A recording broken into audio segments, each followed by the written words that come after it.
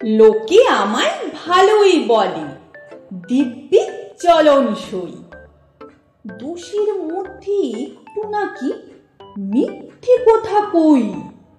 ঘাটশিলাতে যাবার পথে ট্রেন ছুটছে যখন, মায়ের কাছে বাবার কাছে করছি বকম বকম। হঠাৎ দেখি মাঠের মধ্যে চলন্ত সব গাছে এক এক রকম ভঙ্গি ফোটে, এক এক রকম নাচে। ও মা, দেখো নৃত্যনাট্য। যেই বলেছি আমি, মা বকে দেয়, বড্ড তোমার বেড়েছে ফাজলামি। চিড়িয়াখানার নাম জানো তো?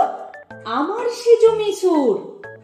আদর করে দেখিয়ে দিলেন পশুরাজের কেশর। কদিন পরে চুন খসানো দেওয়াল জুড়ে কি ঠিক অবিকল সেই রকমই মূর্তি যেন দেখি। ক্লাসের মধ্যে যেই বলেছি সুরঞ্জনার কাছে, জানিস আমার ঘরের মধ্যে সিংহ বাঁধা আছে। শুনতে পেয়ে দিদিমণি অমনি বলেন, শোনো, এসব কথা আবার যেন না শুনি কখনো। বলি না তাই সেসব কথা, সামলে থাকি খুব।